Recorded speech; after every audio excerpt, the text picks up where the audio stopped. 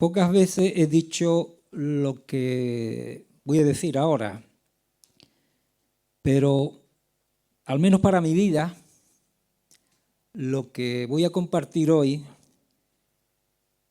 marca un antes y un después. Y eso que llevo bastantes años en lo que se refiere a tiempo humano en la palabra del Señor. Pero lo que he estado meditando, el Señor me ha estado inquietando y buscando, en mí ha producido, diríamos, un punto de inflexión. Y si lo ha producido en mí y me ha bendecido y me ha ayudado y me ha revuelto un poco mi interior, pues desearía que también en esta mañana fuera de bendición para tu vida. Amén. Es decir, que yo no sé cómo tú estás, yo sé cómo estoy yo más o menos. Como tú estás lo sabes tú y el Señor, por supuesto. Así que lo que hoy traiga el Señor para nosotros vamos a tomarlo como una bendición y vamos a tomarlo, ¿verdad?, para que Él sane nuestras dolencias en todo el aspecto de nuestro ser, para que nos ilumine, nos traiga consolación, sanidad y también nos exhorte y, si es necesario, nos corrija. Yo quiero invitarte que vayas a un texto que está en la primera carta del apóstol Pablo a los Corintios, los creyentes de la ciudad de Corinto, en el capítulo 11 y versículo 23. Y alguno de vosotros podrá decir, pero esto toca el domingo que viene, ¿no? El domingo que viene, ¿qué solemos conmemorar? Entonces me he adelantado una semana. Pero toca hoy, y además toca hoy para que tengas tiempo durante esta semana para poner por obra lo que el Señor te hable, ¿verdad?, te enseñe y te muestre. Vamos a leer del versículo 23 al 34. Os doy un minuto es mucho tiempo, unos segundos para que lleguéis. Primera Corintios capítulo 11, versículo 23, en mi Biblia tiene un título que ayuda a entender un poquito de qué va: institución de la cena del Señor. Dice la palabra del Señor, porque yo recibí del Señor lo que también os he enseñado. Hago una primera parada. Pablo no escuchó personalmente a Jesús. No fue uno de sus apóstoles. Pero él dice que recibió del Señor. Y todos sabemos o entendemos que Pablo, durante un tiempo después de su conversión, estuvo apartado y recibió de parte de Dios mucha revelación. Dice que el Señor Jesús, la noche que fue entregado, tomó pan y, habiendo dado gracias, lo partió y dijo: tomad, comed, esto es mi cuerpo que por vosotros es partido. Haced esto en memoria de mí. Asimismo, tomó también la copa después de haber cenado. Diríamos que era una de las últimas copas en la Pascua judía, diciendo: esta copa es el nuevo pacto en mi sangre. Haced esto todas las veces que la bebiereis en memoria de mí. Así pues, todas las veces que comiereis este pan y bebiereis esta copa, la muerte del Señor anunciáis hasta que Él venga. Y ahora dice en mi Biblia, tomando la cena indignamente. Fuerte lo que viene a continuación. De manera que cualquiera que comiere este pan o bebiere esta copa del Señor indignamente, será culpado del cuerpo y de la sangre del Señor. Por tanto, como consecuencia de esto, pruébese cada uno a sí mismo y coma así del pan y beba de la copa. Porque el que come y bebe indignamente, sin discernir el cuerpo del Señor, juicio come y bebe para sí. Por lo cual, hay muchos enfermos y debilitados entre vosotros, y muchos duermen. Si, pues, nos examinásemos a nosotros mismos, no seríamos juzgados. Mas siendo juzgados, somos castigados por el Señor, para que no seamos condenados con el mundo. Así que, hermanos míos, cuando os reunís a comer, esperaos unos a otros. Si alguno tuviere hambre, coma en su casa, para que no os reunáis para juicio. Las demás cosas las pondré en orden cuando yo fuere. Amén. Esta porción, el otro día en mi casa hice cuentas. Conté los años de mi conversión, conté los meses que tiene cada año y conté las semanas, ¿verdad?, que tiene cada mes.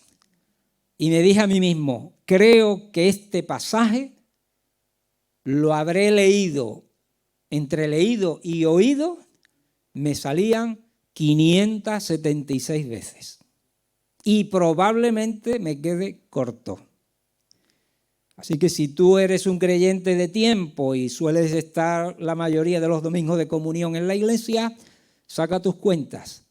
Y casi llegué a la convicción, digo, creo que es el pasaje que he leído más veces o que he oído más veces. Me salían 576. Digo, yo no sé si habré algún otro pasaje, lo habré leído tantas veces. Ahora vamos a ir al libro de Salmos. Hoy tenemos 3 textos de introducción. En el capítulo 26, Salmos, capítulo 26, o Salmo número 26.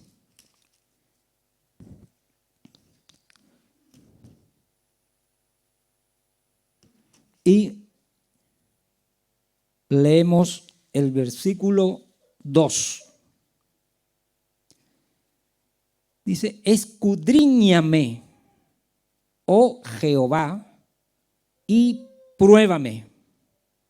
Si leemos el versículo que antecede, mira la palabra que usa, júzgame. Y en Corinto hemos leído la palabra juicio, ¿verdad? Juzgar, evaluar. Júzgame, ¿quién? Oh Jehová, oh Señor. Y David ahí hace una apelación, porque este salmo él declara que es una persona íntegra para lo que el Señor espera de un hombre o de una mujer que sea íntegro. Dice, porque yo en mi integridad he andado, he confiado a sí mismo en Jehová sin titubear. Y el versículo 3 dice, porque tu misericordia está delante de mis ojos, y termina diciendo, y ando en tu verdad. Y si vamos al siguiente libro de Proverbios, en el capítulo 4, versículo 26 y 27. Dice la palabra del Señor, examina la senda de tus pies y todos tus caminos sean rectos. No te desvíes a la derecha ni a la izquierda. Aparta tu pie del mal. Centrándonos en el primer texto, en 1 Corintios 11, vamos a buscar las 2 palabras que van a marcar nuestra meditación en esta mañana. 1 Corintios 11. y es las palabras examinaos y probaos. Así que podíamos decir examinados y probados, ¿vale? Imagínate que tú eres un creyente de la iglesia de Corinto.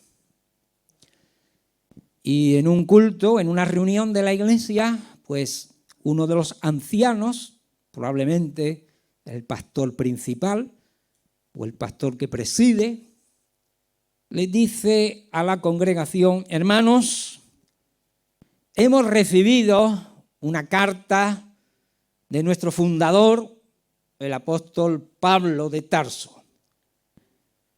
Probablemente él la haya leído antes. Y dice: voy a leeros la carta. Y sobre ella probablemente hagamos una meditación y tengamos que tener en cuenta lo que él nos está diciendo. Si vamos al libro de los Hechos, en el capítulo 18, ahí está el origen de esta iglesia, cuando Pablo predica en Corinto. Y allí se encuentra con Aquila y Priscila, allí va también Timoteo, y nos habla del proceso de creación de esta iglesia, ese continuo, ¿verdad?, diríamos estrategia de Pablo de ir a la sinagoga, que le den el lugar, presentar a Cristo como el Mesías, como el Salvador, el conflicto inicial que se levantaba en las sinagogas, algunos creían, otros se rebelaban, y después él iba a los gentiles y les predicaba, y algunos gentiles que eran conversos o prosélitos de la sinagoga, pues se iban con él. Y tiene allí un gran conflicto, incluso allí recibe una palabra del Señor que le dice: ningún mal vas a tener, sigue predicando porque tengo aquí mucho pueblo, hasta que al final la confrontación hace que Pablo también se retire. Así que era una iglesia grande en el número de personas, compleja en el perfil de esa congregación. Había judíos que se habían convertido, había prosélitos y temerosos de Dios, que eran como discípulos de los judíos, y había muchos gentiles.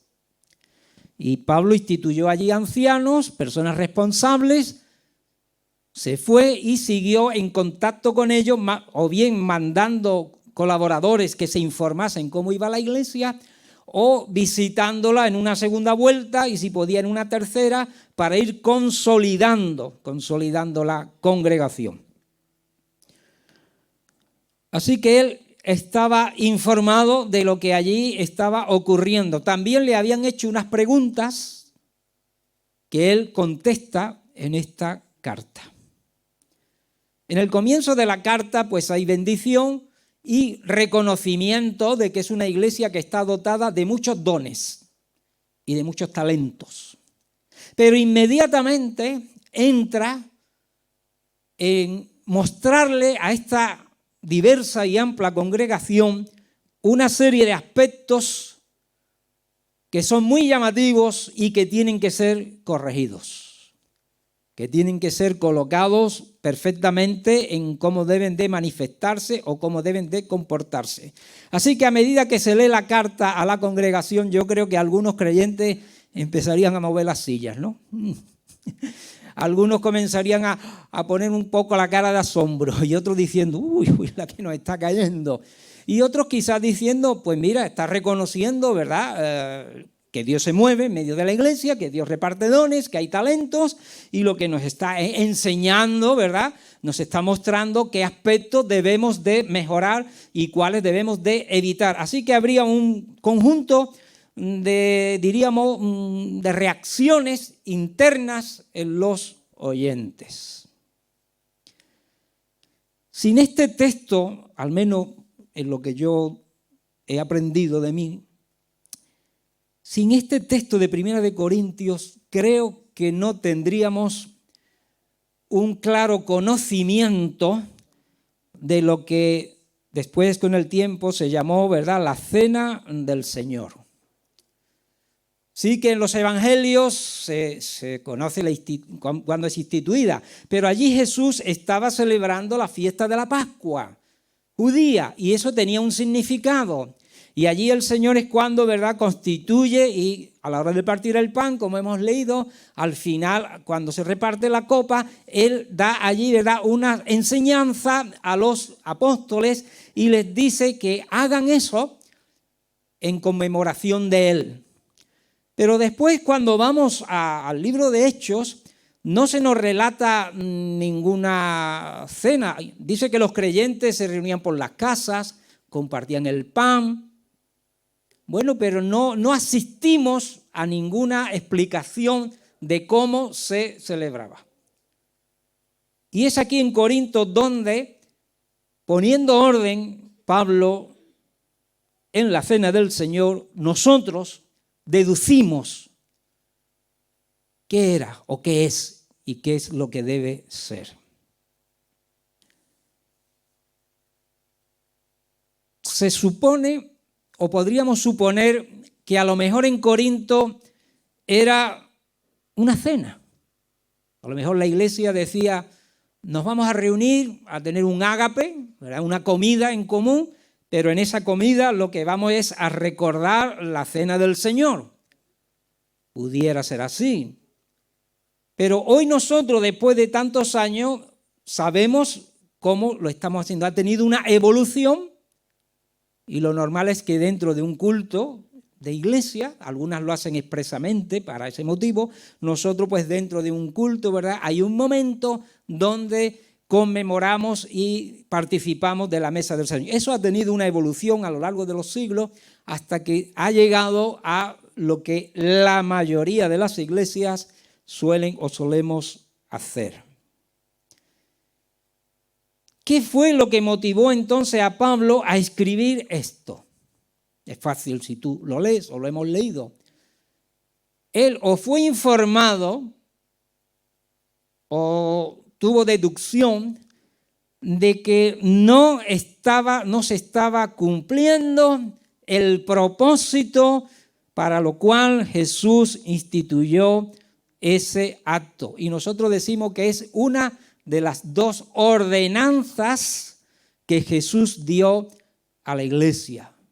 El bautismo en agua, que se celebra una sola vez, y la mesa del Señor o la cena del Señor, que tampoco tiene un calendario de cuántas veces. Puede haber iglesias que lo hagan todos los domingos, algunas cada 3 domingos, y la mayoría, igual que nosotros, suele ser el primer domingo del mes. Pero eso tampoco está establecido así, pero diríamos, se entiende que puede ser una buena manera de hacerlo. Hay algunas que lo hacen una vez al año me parece que es poquísimo, tardísimo, una vez al año, ¿no? Entonces, bueno, nosotros hemos entrado en este calendario. Pero Pablo se da cuenta que algo está fallando y que el propósito que debe de tener no se está cumpliendo. Entonces nos podríamos preguntar, ¿cuál es el propósito? Y los mismos textos nos lo han dicho. Recordar el sacrificio de Jesús. ¿Por qué murió? ¿Para qué murió? El propósito de su muerte. Perdón de nuestros pecados, redención, salvación para vida eterna. Incluye el arrepentimiento. Para poder participar hay que estar santificado, hay que estar, como decimos nosotros simbólicamente, cubiertos o limpiados por la sangre de Jesús. Eso implica el arrepentimiento. Y conservar una vida en santidad, puesto que decimos hasta que Él venga. Así que tiene unos fundamentos teológicos. ¿Qué observó Pablo? Pablo observó que había un desconocimiento doctrinal. Porque él dice, cuando os reunís, esto no es celebrar la mesa del Señor.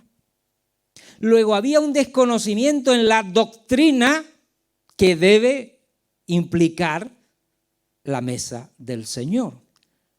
observó también un desorden, diríamos en una palabra que a veces nos asusta porque viene, que es en la liturgia, en la forma en que debe de ser, ¿verdad?, celebrada, puesto que dice que algunos ni respetaban los horarios, llegaban tarde, otros llegaban borrachos, algunos dice, bebidos, comidos, otros pues a lo mejor que eran de menos capacidad económica pues no habían comido y esperaban en ese ágape, ¿verdad? Así que había un desorden en la liturgia, en la manera y en la forma de celebrarse. Pero aún había algo más grave. Se participaba y se consentía en la participación con pecados no abandonados. Pecados conocidos, consentidos, y que daba igual que esos participantes compartieran el pan y el vino. Y después había una serie ya de carencias, pecados, carencias, ¿verdad?, que habían desvirtuado prácticamente ese propósito. Pablo habla de contiendas. Había contiendas entre ellos y contiendas espiritualizadas. Diríamos que había problemas apologéticos, ¿no? De cómo interpretar incluso la propia palabra de Dios. Había fornicación consentida. Una fornicación, dice, del grado que ni aun los gentiles practicaban, como era que uno tuviera la mujer de su padre.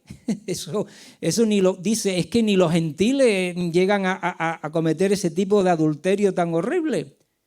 Pero había fornicación, había creyentes, quizás casados o solteros, que iban con las prostitutas y se unían en relación sexual con mujeres, bien fuera a través de la prostitución, pagando, o como se dice hoy, lo hemos consentido entre nosotros. No, pero eso era fornicación. Había litigios ante los incrédulos. Sí, eran incapaces de ponerse de acuerdo entre ellos, de buscar a personas de buen testimonio, buscar a los ancianos, buscar a personas respetables, de buen criterio, y presentar allí, pues mira, tengo un problema con este hermano o con esta hermana o lo que fuera. No, se iban a los tribunales públicos y allí todo el mundo se enteraba, como decimos, ¿no?, de los trapos sucios de la iglesia. Habría problemas matrimoniales. Había fricciones entre los matrimonios. Había idolatría.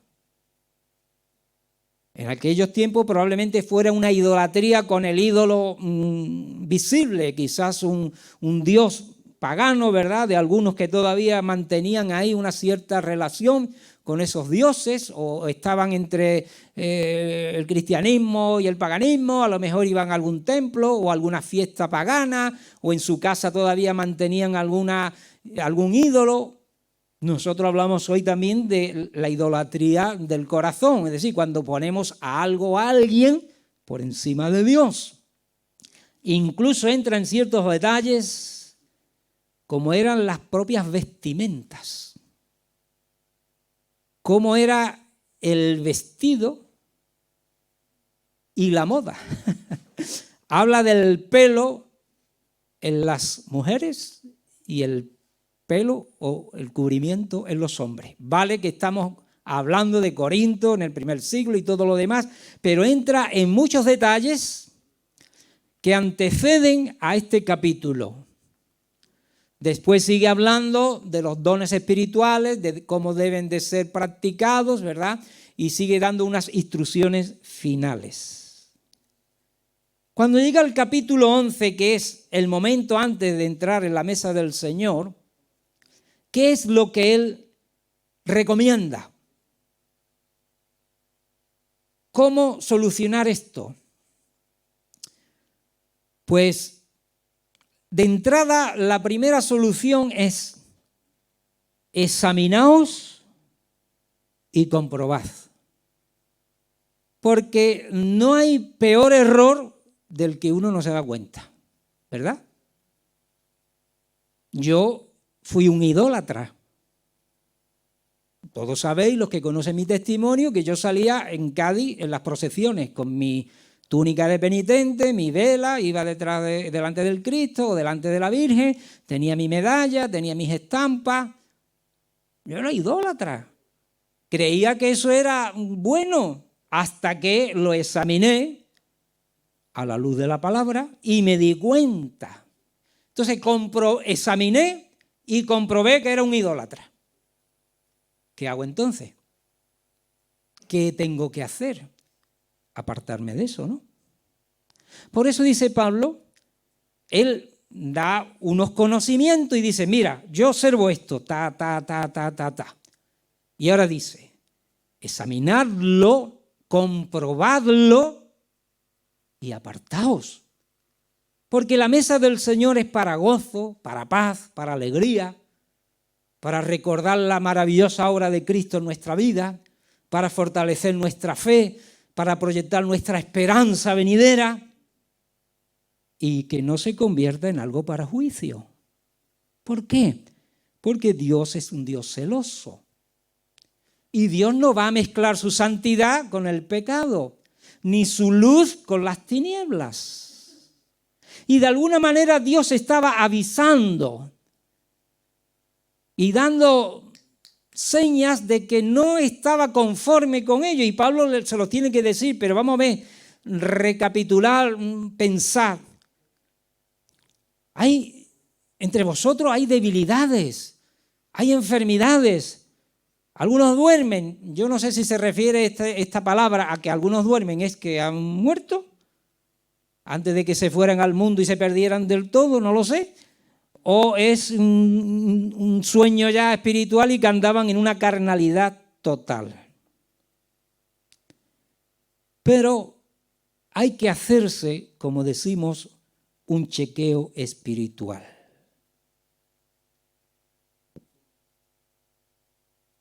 Corinto había llegado a unos límites muy degradados, muy degradados. Esto debe de advertirnos a nosotros. Yo no estoy diciendo aquí, hermano, que haya fornicación, que haya pecado de que uno tenga a la mujer de su padre, no estoy diciendo que seamos idólatras, no, yo no estoy ni acusando ni diciendo nada, a lo mejor estoy lanzando algo y mira, da la casualidad de que da en algún sitio, bueno, pues que si Dios lo está haciendo, pues estupendo. Pero sí hay que reconocer que pudiéramos estar en una línea, como leímos antes. La palabra de Dios dice, no te separes ni a derecha ni a izquierda. El creyente debe de andar por un camino centrado. Porque si te vas y el camino como es estrecho, ¿vale? En el cristianismo no hay grandes márgenes. Es un camino estrecho, Jesús lo dijo. Y dice, y cuando le preguntaron, ¿y son muchos los que se salvan? Él dice, procurad entrar por la puerta estrecha, ¿no? Luego es verdad que el camino cristiano no da márgenes excesivos. Podemos decir todos somos pecadores, no somos perfectos, bien, de acuerdo. Pues para eso dice la Escritura que está el arrepentimiento y que la sangre de Jesús nos limpia de todo pecado. ¿Por qué? Porque yo soy consciente todos los días cuando he dado un pasito a la izquierda o a la derecha en este caso, o un pasito a la izquierda. Pero lo que es muy peligroso es salirse de los dos pies, ¿verdad? Y empezar a desviarse. Hay una advertencia, hermanos, que hay que tener en cuenta. No participar de la mesa del Señor indignamente. Amén. Y ahora quiero entrar en un tema que a mí me llama mucho la atención. Es verdad que nosotros en nuestra liturgia, y hacemos muy bien, y yo estoy hablando a todos sois creyentes, vamos, me consta que creo que todos sois creyentes o tenéis conocimiento de esto, o lo habéis oído, ¿verdad? Antes de participar en la mesa del Señor, se suele leer este pasaje y se suele dar, vamos a dar unos minutos para que meditemos y recordemos, ¿no?, que dentro de 3 minutos el pastor va a decir que vengan los de detrás hacia adelante, ¿no? Y en ese momento parece que encendemos todo y reflexionamos todo y decimos, uy, vamos, ¿cómo estoy? ¿Qué pasa? ¿Qué ocurre? No me parece que sea ese el propósito, que tú durante toda la semana o todo el mes no hayas hecho un acto reflexivo de tu vida cristiana y 2 minutos antes de la mesa del Señor te pongas a reflexionar. Y algunos, como medida precautoria, dicen, bueno, como piensan que le va a caer un rayo a lo mejor, si lo toman indignamente, o que van a salir a la calle y le va a pasar algo, eso es superstición, pues dicen, pues no la tomo. Eso es como el que sabe que está muy enfermo y dice, no voy al médico, entonces no sé el diagnóstico, ¿no? Eso no es solución. Pues no la tomo. O como este domingo es el culto de comunión, pues no voy a ir. Me quedo en casa. O no paso adelante. ¿Creéis que ese es el propósito para el cual la palabra de Dios ha revelado estas cosas? Pienso que no, ¿verdad? Porque eso no arregla nada. No arregla nada. Y uno piensa que, bueno, si te estás autodisciplinando, pues me parece bien en el sentido de que vas a poner todo tu interés en que la próxima vez sí vas a poder pasar a tomar la mesa del Señor. Amén. Vas a tener un mes de tiempo para solucionar esa situación. Porque lo ideal es venir hablamos ya de esta congregación, venir por ese pasillo cantando, alabando al Señor, reconociendo que Él es mi Salvador, que mis pecados han sido perdonados, que tengo vida eterna, que tengo esperanza eterna, que Jesús resucitó de los muertos, que me va a resucitar, ¿verdad? Que tengo victoria sobre el pecado, que el Señor es mi sanador, que el Señor está a mi lado en los momentos buenos, en los momentos trágicos. Hay que venir así, amén. Aleluya. Y tú vienes con gozo, con alegría. Pues para eso está. Entonces, si te quedas sentado, tú mismo estás reconociendo que estás en una actitud y en una situación no correcta. Y la pregunta sería, ¿y qué piensas hacer? ¿Qué piensas hacer? Para mí la solución, vuelvo a insistir, no es no participar. Y ahora quiero mostraros 3 parábolas, pueden entrar quizás en la categoría de parábolas del siglo XXI. Porque las que leemos en la Biblia son de los tiempos de Cristo, ¿verdad? Menos mal que alguna vez habremos visto un rebaño de ovejas, entendemos algo de agricultura, sabemos lo que es una mujer, ¿verdad?, que ha perdido una moneda, la paga del mes, entendemos lo que es un hijo pródigo porque Jesús las parábolas, ¿verdad?, les hablaba de cosas que conocían. Pero te aseguro que esta parábola Jesús no la hubiera expuesto en su tiempo. La primera parábola es la parábola del avión. ¿Sabéis lo que es un avión? ¿Te has montado alguna vez en un avión? Sí, procura que no tengas retraso, después te contaré. Gloria Camila, para que todo salga bien, ponme la foto de la cabina del avión.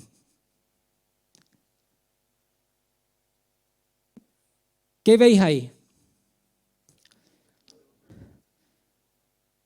¿Qué veis ahí?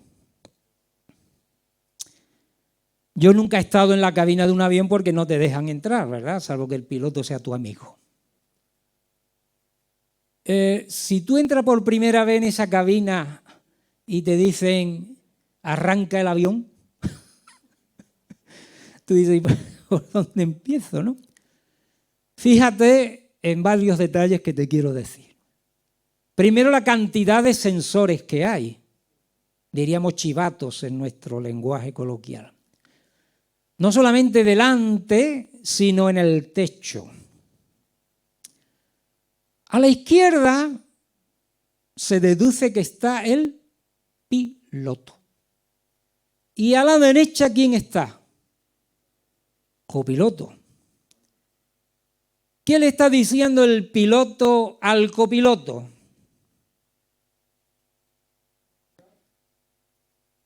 Comprueba, ¿no? ¿Habéis visto alguna película alguna vez, no? Alerones, bien. Luces de... bien. La rueda de aterrizaje, bien. Presión de cabina, tiquití, bien. No sé qué, no sé cuánto, bien, correcto, no sé qué. Se pasan un buen tiempo antes de que tú te subas en ese avión, se pasan un buen tiempo con una rutina aprendida. A veces tienen hasta el libro de manuales donde tienen que hacer paso por paso, comprobar cómo está el estado del avión. Si alguna lucecita se enciende o no se enciende, o algún manómetro no se pone como tiene que ponerse, no sé. Si el sensor que tiene que comprobar una parte del avión da error o advertencia, te aseguro que ese avión no sale. Hasta que no se arregle. ¿Por qué? Porque los primeros que no quieren morir son el piloto y el copiloto. Y después los 100 y pico de pasajeros que vayan ahí. Bueno, ¿y cuál es la parábola? Bueno, yo lo que pienso es lo siguiente. Para mí el piloto podría simbolizar el Espíritu Santo, permitirme esta simbología. El copiloto diríamos que es mi yo, ¿verdad? Y el avión es mi vida. ¿A dónde va a ir? ¿Dónde va a caminar? Hemos leído andar, ¿verdad? Andar en tu camino.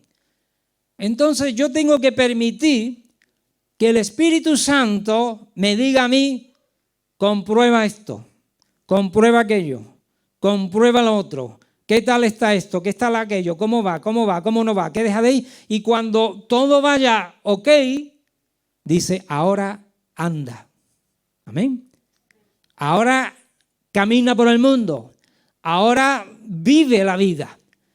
Porque te aseguro que si hay algún fallo sensible, yo mejor no andaría la vida de esa manera. A veces en pleno vuelo pues puede detectarse una falla. Hombre, dependerá de la gravedad, que muchas veces el avión despega, se comprueba una falla y dice, señores, volvemos al aeropuerto. ¿Por qué? Porque hemos comprobado que el tren de aterrizaje, no sé qué, no sé cuánto, y todos los pasajeros se ponen a temblar. Dice, pero mejor volvamos al aeropuerto. A veces un sensor te dice, si sigues esa ruta, te encuentras con un tornado, con un huracán. ¿Qué hay que hacer? Evitarlo. Pero si el sensor falla, te mete de cabeza en el huracán, adiós avión. Y otras veces te avisa, atención que puede haber problema de colisión, porque estás entrando en una altura donde viene otro avión y no vais a poder variar a tiempo, así que comience ahora a desviar el rumbo. Porque hay rumbo de colisión, ¿verdad? Y todo eso lo viven el piloto y el copiloto y muchas veces los que van en el avión ni nos enteramos. Yo tengo que contaros una experiencia. Estábamos en el aeropuerto de Tel Aviv, en Israel, que volvíamos a España. El avión salía a las 3 de la madrugada. Había que estar en el aeropuerto a la 1, así que aquella noche, olvídate de dormir, todos concentrados, el grupo de viaje, nos llevaron al aeropuerto, el chequeo allí, tienen los judíos que es muy exhaustivo, te montas en el avión, dice, bueno, pues dentro de una hora saldremos, pasa una hora, pasan 2, pasan 3, pasan 4, yo ya no sabía qué hacer con mi cuerpo, sentado allí, yo con las lentillas no podía dormir siquiera. Bueno, horrible, horrible. Salimos con un retraso, después 5 horas de vuelo. Y después llega Barajas y otro avión, bueno. Y cuando preguntábamos, ¿pero qué ha pasado? ¿Qué ha pasado? Nos dijeron o que habían detectado una avería o que había una amenaza de bomba, no sé, pero el avión se demoró tremendo. Pero yo prefiero eso a que hubiera explotado en mitad del Mediterráneo, ¿no? O que el motor se hubiera incendiado. Bien. Yo te diría, hermanos, que de vez en cuando te vayas a los 10 mandamientos y te los leas. Chequéate con la ley de Dios. Te vayas a la carta a los Gálatas, a los que llama las obras de la carne, y te chequees. Mira, los 10 mandamientos dicen: no tendrás dioses ajenos, no serás idólatra, no tomarás su nombre en vano, que es respetar su nombre, hónrale en el día de descanso, honra a tus padres, habla de tu vida familiar, no matar en todas sus acepciones, porque aún desearle mal a una persona, Jesús dijo que era como matarlo.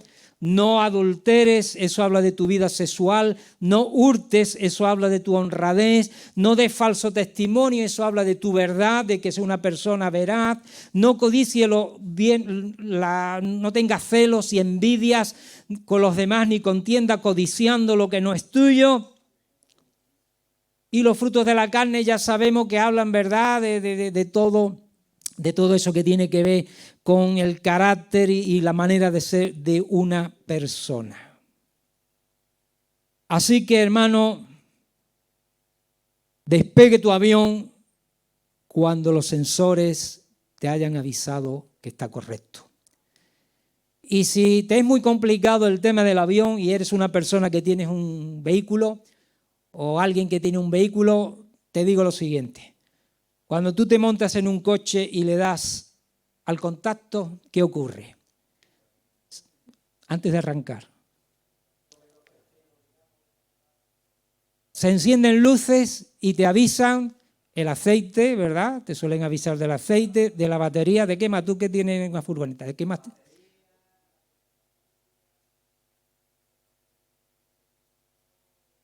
Te avisa, ¿verdad? Si tú ves esas luces encendidas, es que va bien. Si ves alguna que no se enciende, puede ser que se ha fundido. Y entonces, cuidado. Y cuando arrancas, ¿qué ocurre? Que algunas luces se tienen que apagar y otros sensores se tienen que activar. Y cuando tú vas conduciendo un coche, normalmente vas mirando el cuadro, ¿verdad?, de tu coche. Y amigo, como se encienda la luz del aceite, párate. ¿No? Párate, porque si no te paras, te quedas sin coche. Bueno, ponme la foto de central. Amplíala un poquito. ¿Tú sabes picar para que se amplíe? No puede. Bueno, vale. ¿Qué es lo que veis ahí? Una sala de control de una central atómica. Pues esa es de las modernas. Bueno, no sé si ya serán más complicadas. Tú fíjate la cantidad de sensores que hay ahí. Y los puestos, esos puestos son para que los expertos, los ingenieros, los que saben discernir los sensores, pues estén constantemente mirando para que la central atómica funcione y no explote.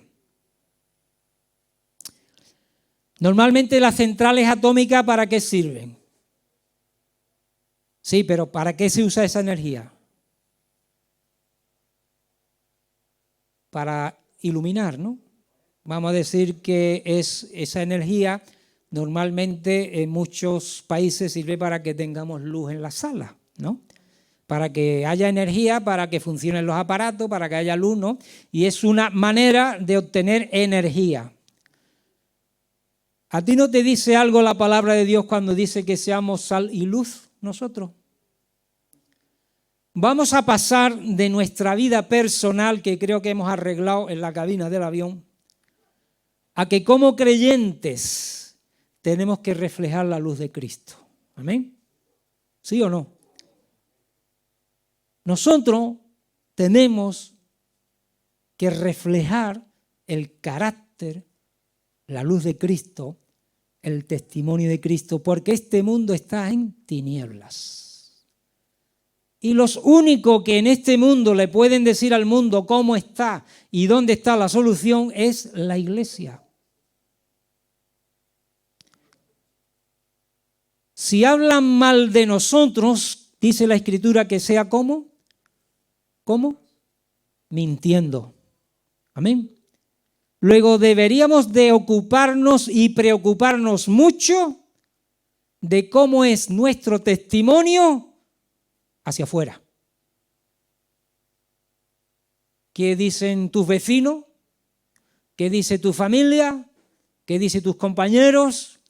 ¿Qué dice el vecino de enfrente? Que le hacemos mucho ruido, ya lo sé. Perdónenos.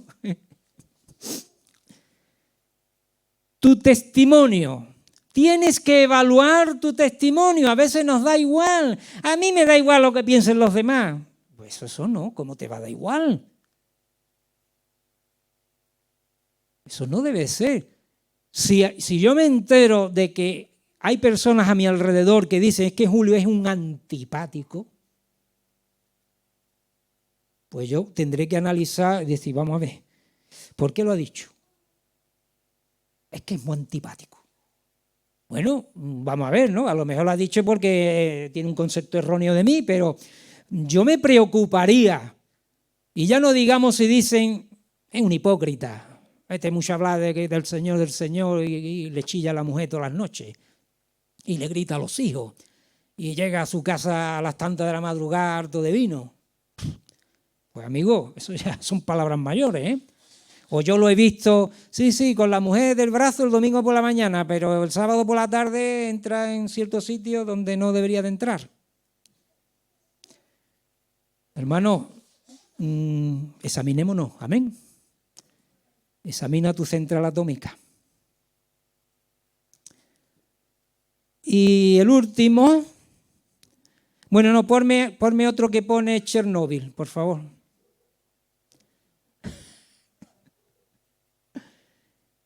Eso que veis ahí es una foto actual, parece ser, de la central de Chernóbil, que está en Ucrania, en la tierra de nuestras hermanas, en el norte. ¿Qué ocurrió en Chernóbil? El reactor número 4 explotó.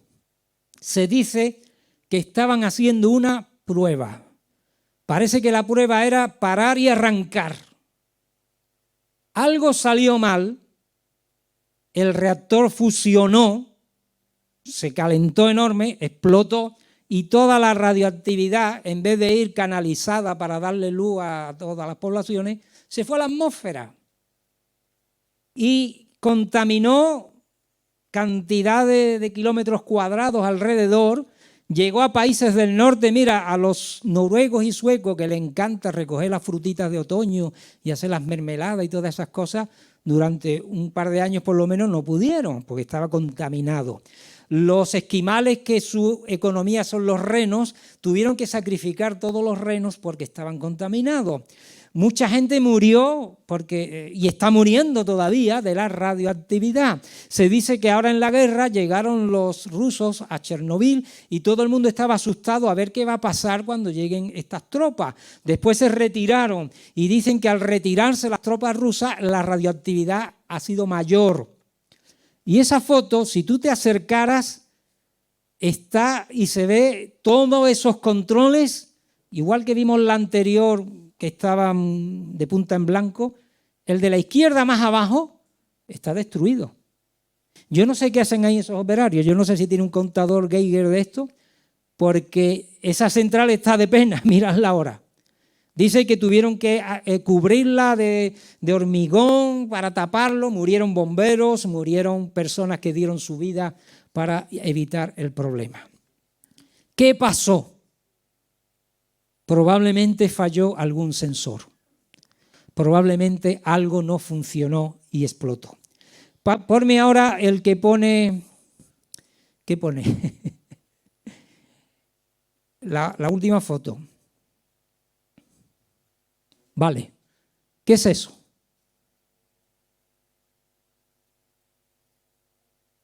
Ay, el cohete, qué bien está ahí el cohete, ¿no? Es que es una pena que no pueda ampliar en este caso, ¿vale? Se ve muy pequeño, pero yo explicaré algo. Es la sala de control de Cabo Cañaveral, cuando era en español, y Cabo Kennedy, y no sé si esta es la de Houston, ¿eh? No sé cuál es. Pero fíjate la cantidad de puestos de control que tiene. En muchos de esos puestos de control hay una prenda que detrás pone un nombre. Y después están los paneles, donde se ve en el centro el cohete que ha salido, y el público mirando, ¡ah! El cohete va para arriba. Y aplaudiendo. ¿Eso de qué me habla a mí? Hemos hablado de vida personal, hemos hablado de testimonio público y ahora hablamos de vida de ministerio, vida de servicio, porque Pablo a los corintios acaba hablándole de los dones y de los talentos. Y mi pregunta es, ¿qué hago yo en el proyecto del reino de Dios? Soy partícipe del proyecto más grande de la humanidad, que es extender el reino de Dios en esta tierra. Soy partícipe junto con la iglesia de llevar el evangelio a los perdidos, de socorrer a los que están abatidos, de llevarlo al último rincón de este planeta. Ocupo mi lugar, tengo mi chaqueta ahí donde pone Julio, y yo me tengo que sentar en mi puesto, y cuando el director de todo esto y está nombrando puesto por puesto llegue al mío y diga, Julio, léeme tus sensores. Y yo le diga, combustible bien, no sé qué bien, presión bien, bien. Y ahora pasa al otro. Y mientras no respondan todos los controladores que eso está bien, el cohete no va a salir. Y la pregunta es, hermano, ¿ocupo mi lugar? ¿Pongo mis dones y talentos a funcionar? Cuando el Señor diga, este es un proyecto muy grande para ti solito. Tenemos que llevar el evangelio a Cuba, o a Marruecos, o a la China. Tenemos que socorrer a los que han sufrido un tornado donde sea. Tenemos que apoyar el pueblo de enfrente donde no hay iglesia. Tenemos que atender al barrio de tu ciudad donde hay escasez. Tenemos que iluminar aquel sitio.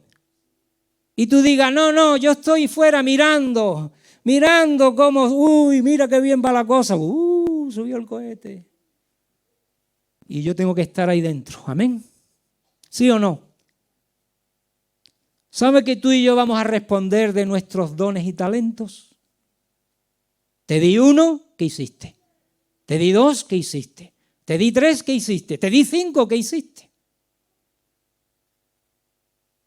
Pues pongamos también, hermanos, nuestros sensores a funcionar. Y hay una frase, y con esto termino. ¿Habéis oído esta frase que dice, Houston, tenemos un problema? ¿Sí o no?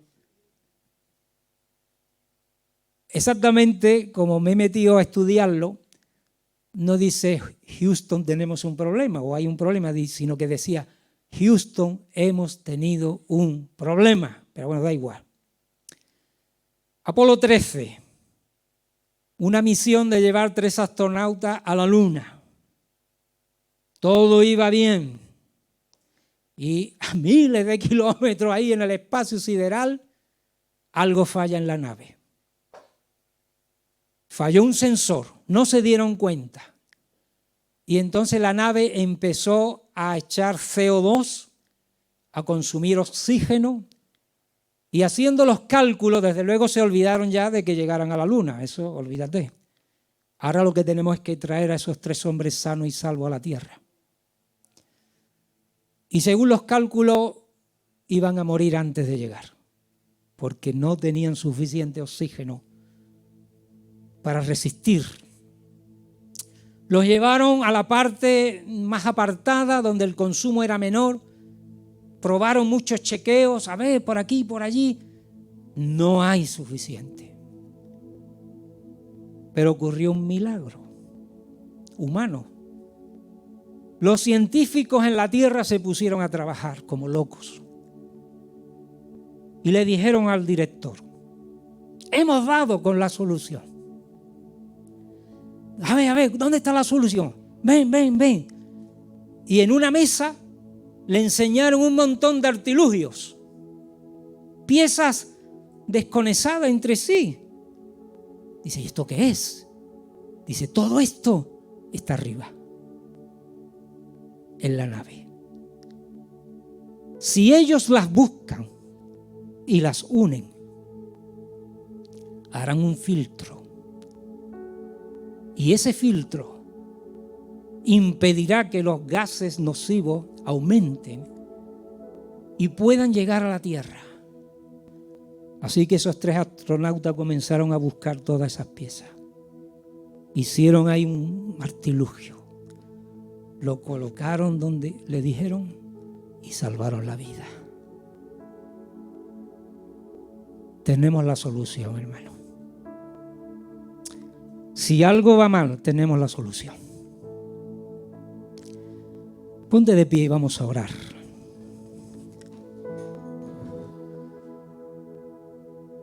A lo mejor uno dice: mi proyecto de vida se acabó, esto no hay quien lo arregle, mi pecado es de una envergadura que no hay manera de salir de él, la cadena que tengo, mis preocupaciones, mi vida interior, yo sé que no estoy bien, yo sé que no es lo que a Dios le agrada.